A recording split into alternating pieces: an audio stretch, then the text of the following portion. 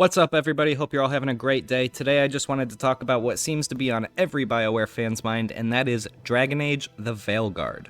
So if you don't know, BioWare recently released a trailer introducing the game's companions at the Xbox showcase on June 9th, and let's just say the reaction was probably not what they were hoping for. The trailer basically made Dragon Age, which is supposed to be a dark fantasy series, look like Overwatch, which fans weren't too happy about. A lot of people saying BioWare's dead, this game's gonna flop, etc.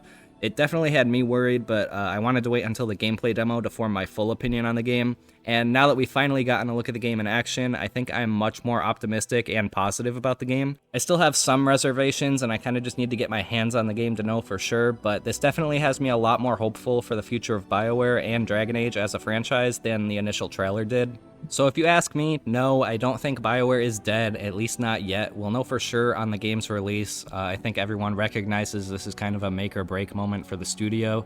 But with all of that said, I just wanted to talk a little bit today about the gameplay reveal and my thoughts on it as someone who's been a big fan of the Dragon Age franchise for over a decade now. So the gameplay kicks off in Minrathous with the player and Varric trying to track down Solus. Immediately you can see the game still kind of has that stylized look to it from the trailer, but it's definitely not as exaggerated here. We get some exposition and then everything kind of goes south. You've got tears appearing in the Veil and demons pouring out. Basically the entire plot of Dragon Age Inquisition. I really hope that we tread some new ground here, because if we're just trying to repair the Veil for the entire game, it's definitely going to feel very repetitive. But they did say this is from very early in the game, so there's still potential for more, for sure. But that's just kind of a big concern of mine going into this game. I really hope that we tell a new story and we're not just retelling the third game over again. We also get a look at some of the demon redesigns, which personally I'm not really a fan of. They don't really look like demons anymore in my opinion, which is kind of a recurring theme here, is that this new art direction makes the game feel a lot less dark and grim than previous entries. But I'm trying to keep an open mind. Next up, we get a look at Harding, the scout from Inquisition, who's going to be one of our companions. I'm excited that she's back, and I can't wait to see what they do with her character here. Another thing that concerns me is the timeline of this game. It supposedly takes place a number of years after Inquisition, which kind of begs the question, what was everyone doing during that time? Like, was Solus just sitting around for years waiting for us to act on his plan, or are we going to get a reasonable explanation for the time jump here? I'm sure they'll handle it well, but it's just kind of a concern I have, again, going into it. I just have a lot of things on my mind that I want them to address with this game, and I just really need to see how they handle it. The dialogue wheel makes a return. Now, personally, I've never really liked the dialogue wheel purely because of the fact that 8 times out of 10, the option I choose sounds drastically different from what my character actually ends up saying. I'd rather just see the exact line I'm going to say, or, something a little closer to it at least. But it's not really a problem with the wheel itself, I guess, just how it's implemented. So I guess we'll see if they can improve it this time around. It's kind of a BioWare staple at this point, so, you get used to it. But after our quick catch-up with Harding, we jump right into combat, which looks to be a lot more action-focused this time around. To be honest, it looks a lot like Inquisition combat if you removed the tactical options and put more of a focus on action, but definitely not as fast-paced as, say, Dragon Age 2. Some animations looked a little janky, but I kind of felt that way about Inquisition 2, so I don't really know how it feels until I get my hands on it. Personally, I've enjoyed both fast-paced action combat, in Dragon Age 2, and then the slower tactical combat of Origins, so I'm not really upset about the direction. I just kind of want to try it for myself. We do get what feels like some forced exposition from Varric at times about Solus and what he's trying to do here, which I guess is understandable given that it's been 10 years since the last game, and I'm sure they're trying to attract new players and bring old fans back up to speed. But there's a few lines here that were just very clearly out of place.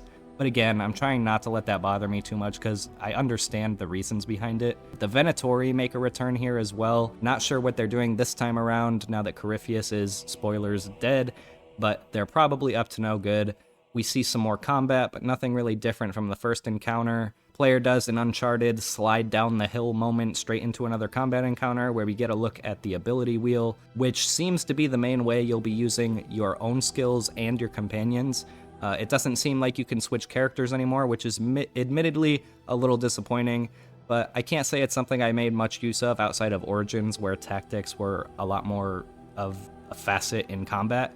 I think it makes more sense given the action-oriented approach here. Again, I really just have to try most of this for myself to form an opinion on it. Next up, we meet the detective companion Nev Gallus, who I believe is an ice mage, and I guess she's been doing some digging on Solus as well, and this ritual he's trying to complete with the veil. The gameplay cuts ahead here. They do this a few times throughout the demo to avoid spoilers and stay focused on the action, which I do appreciate. But essentially, our characters go through an Alluvion to get out of Minrathous, and they end up in the Arlathan Forest, which I believe is a place with a lot of elven history. We see some more combat, but no new mechanics really, and our characters draw closer to Solus's ritual site. There's a boss fight with a pride demon, which actually looks pretty cool. Then our characters finally catch up to Solus, and here Varric tries to talk him down, which doesn't bode well for Varric. It definitely seems like they're setting up his death here, especially with the introduction of Harding as a companion. I don't think we need 2 archer dwarves. I just don't see Varric making it much longer, but I might be wrong. We don't really get a clear answer from the gameplay here, and I don't imagine that's something we're going to find out until the game releases. You get a few dialogue options here, and this was expected, but we see confirmation that the companions will still approve or disapprove of your choices throughout the game, which is nice. That's kind of a staple feature of Dragon Age, so it's nice to see it's not abandoned here. There's some more combat, and then Varric has his conversation with Solus, where they argue about the veil. Solus destroys Bianca, and then we cut to the rest of the cast. This is where the player chooses a companion to accompany them to disrupt Solus's ritual by knocking down some elven statues. And then the demo kind of just ends here with 2 mysterious figures appearing from the tear in the veil behind Solus. It does not seem intentional, and if I had to guess, these are the mysterious other antagonists we've been hearing about, both in trailers and interviews and other marketing material.